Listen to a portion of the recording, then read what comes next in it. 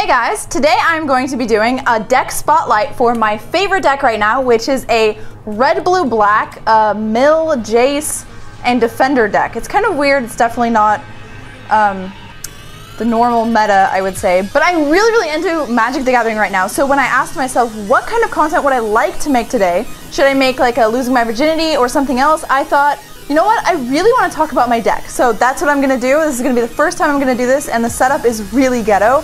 I have a light here up on my couch, a light over there, and my regular camera is filming my hands, and then I have my phone filming my face. So this is going to be a little weird. It's going to be the first time I'm going to be syncing audio as well, so hopefully this goes well. But I'm going to start sorting these, and a lot of this is going to change soon. Like, I'm not quite sure when and what I'm going to be doing, but yeah, there's a lot of problems with this deck right now.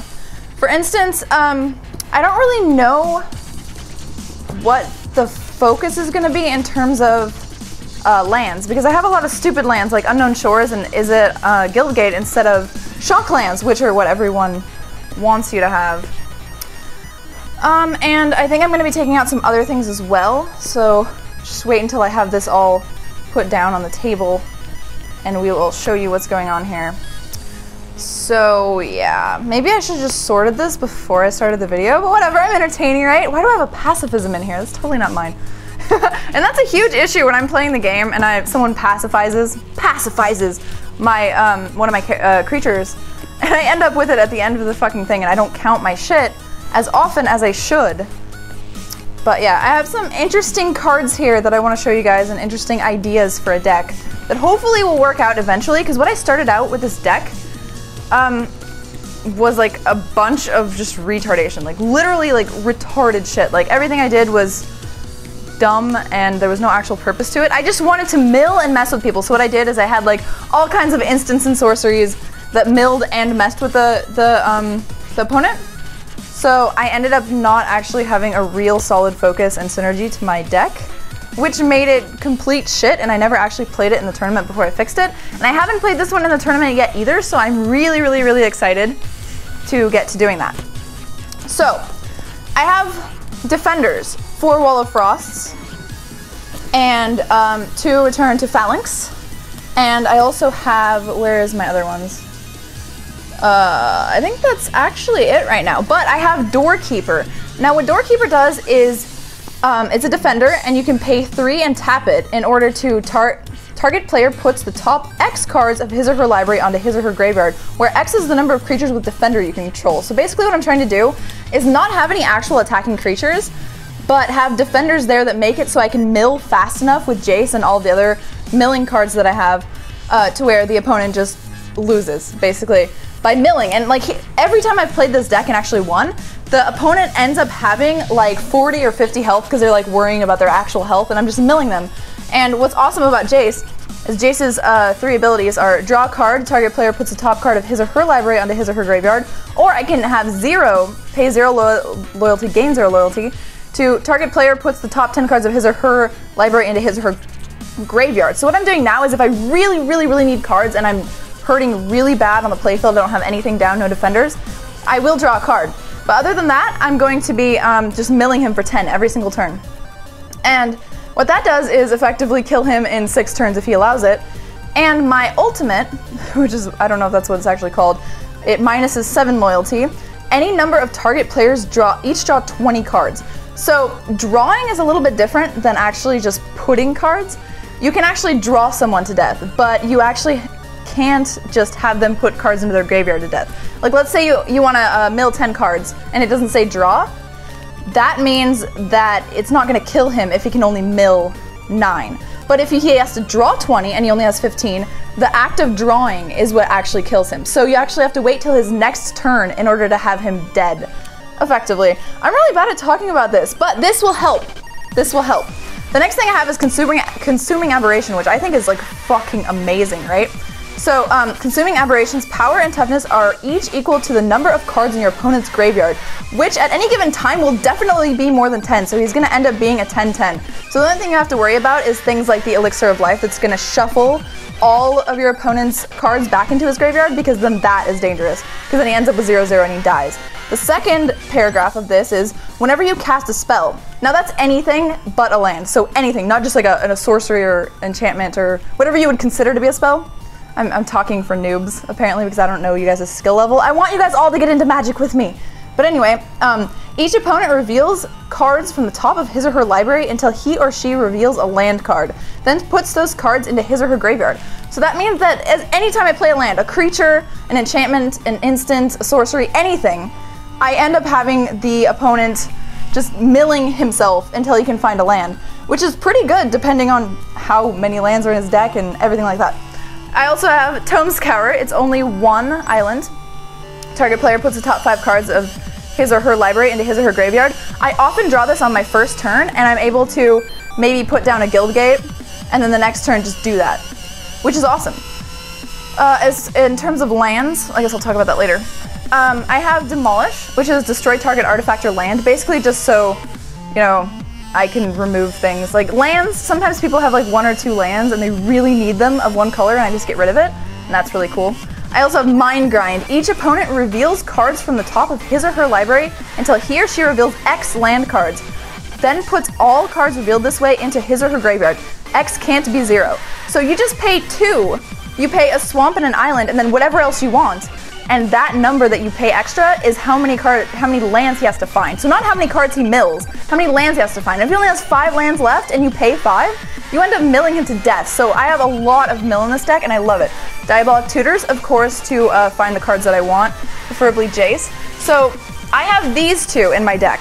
And these 2 plus the Demolish are the only red that I have in here, so I'm deciding whether or not I want to take that out completely and just make it a blue-black deck. But the Spellheart Chimeras have Flying and Trample, which is nice. It deters flying, and it also has Trample, so if I actually use a lot of instants and sorceries and have them in my graveyard, then this actually can be a really, really good creature. And the text is, Spellheart Chimera's power is equal to the number of instants and sorcery cards in your graveyard. Then we have Niv Mizzet Draco Genius. Niv Mizzet. What an awesome name. Anyway, he's flying. Whenever Niv Mizzet Draco Genius deals damage to a player, you may draw a card. Now that kind of sounds like it might be hard if the opponent has a lot of creatures on the playfield, but the second part, you can pay a mountain and an island for Niv Mizzet Draco Genius to deal 1 damage to target creature or player. So you can kill off creatures this way, deal the 1 extra damage that you need to destroy them, or you can just deal 1 damage to the player, kill him a little bit, and effectively draw a card. So it's kind of like another Diabolic Tutor type thing. Not Diabolic Tutor, but you need draw cards. You need draw cards, scry cards, or just searching your library for a specific card. Otherwise you're playing with too much RNG, and that's gonna be difficult for you. So these 3 things I'm thinking of taking out in favor of other things. There are a few like really cool things, like there's a Bestow creature who I forget what he does. I think that's for my other deck. I'm not quite sure. I'll look it up later. But let's go to the lands. I have Shimmering Grottos, Guildgates for all 3 colors, and the combinations of all 3 colors, and 2 Unknown Shores, 2 Shimmering Grottos, just simply because I don't have 4 of either of those, and it's exactly the same thing, just different pictures, and more Guildgates, and a couple basic lands of each color, of some old lands, which is pretty cool. But basically, I'm feeling like the 3rd color isn't really as beneficial to the deck as it is just like, oh my god, I should put something like that of blue and black into the sideboard just in case, stuff like Demolish, just in case someone has some kind of artifact or something I need to get rid of. And the bonus is you can kill a land and kind of screw up his effective economy. So that's my deck right now, just trying to mill with Jace. A lot of people say milling is not in the meta right now because of a couple of different cards that kind of screw with the graveyard of you and your opponent. But I really like it, and I feel like you can kill him very quickly if you just get either Diabolic Tutor, Jace, any correct draws, and you have these on the playing field. The one thing I'm anticipating might be a problem is because these don't actually deal damage, the walls, there might actually be a problem with him just overrunning you with creatures, because he can attack you and hurt you but you can't ever attack him to negate his creatures and get them off the playfield, so that's going to be a problem. But the Wall of Frost is really cool. It's a defender with 0/7, and whenever Wall of Frost blocks a creature, that creature doesn't untap during its controller's next untap step, so you buy yourself an extra turn, which is pretty cool. And I have another wall that's coming in. It's called a hover wall, I believe. It's also a blue creature, and I think it's 0/7 and it hovers, and it might be a little bit more expensive, I'm not quite sure, but I'm gonna replace 2 of these with 2 of those. And with the taking out of these 6 cards, I feel like I'll be able to put in quite a few more defenders, or if I want to mill more, I'm not quite sure what's out there at the moment that's legal. But yes, this is legal standard play that I'm playing. I love the Doorkeeper. This is actually my favorite card now, like, not because of what it does. Well, it's really good, but because of what it does, it's just so cute. Like, you have to see him. He is adorable. Freaking adorable. Like, he just sits on the top of the door, and he's got a little spear, and he's like a homunculus, right? And it's like, one piercing stare usually convinces thieves to go elsewhere. So like, I want my own little doorkeeper that I put on the top of my door, and if anyone comes and tries to harass me, he is there to kick ass and drop down with his little spear, and he's gotta be tiny because he sits on the door frame, which is awesome. So yeah, I want to replace the guild gates with shocklands. That would be the best. So when shocklands come in, you can pay 2 life in order to not have them come in tapped. Because this is really annoying, having them come in tapped and then it's like a whole turn I'm wasting that I'm not playing my fucking Tome Scours, which are like my favorite. And with these, I think I want to get something else as well, something colorless that gives any color, because that's really important. I have to actually pay to actually specify the color.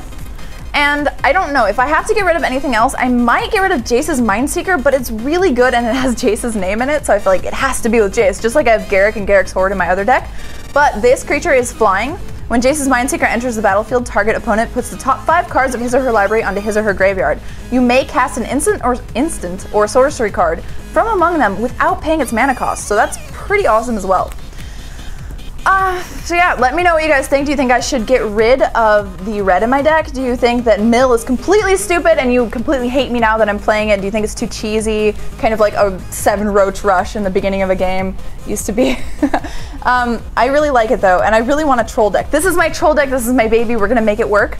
Next time I do this, I'll be showing you my Garruk green-black deck. The Garruk deck has a lot of creatures, and as you know, with Garruk you can play creatures that are green for free, meaning you can play something that costs 1,000,000 mana for free, basically, which is awesome, just by paying 3 loyalty. And the black part of it is mostly life gain, and then when you gain life, it synergizes really well with the Voracious Worm, which comes in, and its toughness and everything is based on how much life you gained this turn. So that's pretty cool. So if you gain like 10 life through like lifelink of any kind, or just whatever, cards, sorceries, he comes in 10/10, woo! Easy as that. All right, hope you guys enjoyed this.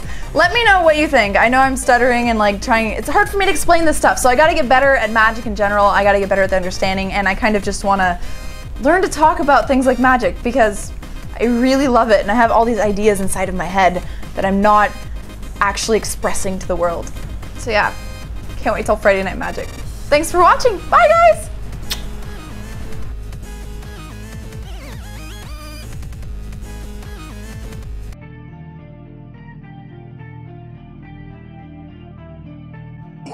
Father!